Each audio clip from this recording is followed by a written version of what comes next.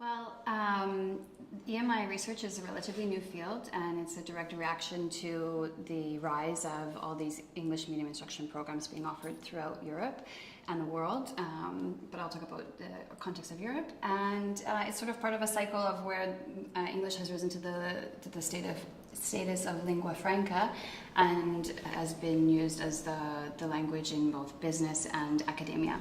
And so this has in turn led to different policies being made at all different levels of education, and also international exchanges like the Erasmus program. So this has all led to an increase in these types of programs. And then from a linguistic point of view, we're very interested in this question: what are the language skill benefits, and how do students benefit from it? And so sort of to start off by answering it, the first thing is that when students enroll in English medium instruction programs, they already have a certain level of English, so they're usually at intermediate or higher. And this really helps them because it sort of creates the possibility for more language improvements. And whenever we're trying to learn a second language, we really need a lot of exposure. So we need intense exposure as much as we can get. And if we look at English medium instruction in this way, as a period of intense and increased exposure over a 4-year period or a 2-year or whatever it may be, we can see that this creates a very positive environment for language learning. About specific language improvements, we see that there are trends. So we first see improvements in what we call receptive skills, so vocabulary recognition, reading, and listening comprehension. Then, as time goes on, we see that those benefits are then reflected in complexity in writing and in grammar complexity in speaking. We also notice that they experience improvements in their pragmatic competencies, which is knowing how to behave in certain situations. So they know how to behave if it's a formal situation. They know how to change their language depending on who they're speaking to.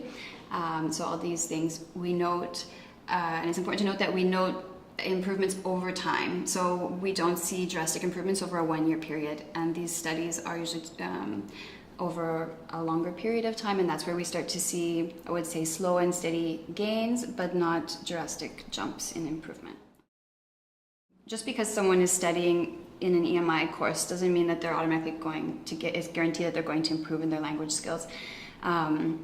Individual differences is a big factor. So things like motivation, attitudes towards the language, to the culture, their experience in the classroom, if it's a positive or negative experience, all these different and many more factors all play a very strong role in language acquisition.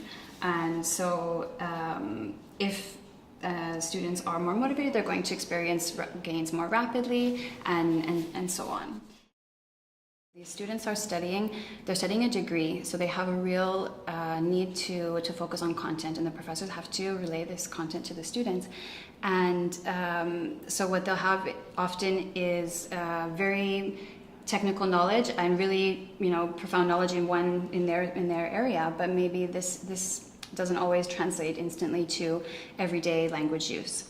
And in the English medium instruction classroom, of course, these are lectures, so they're teacher focused.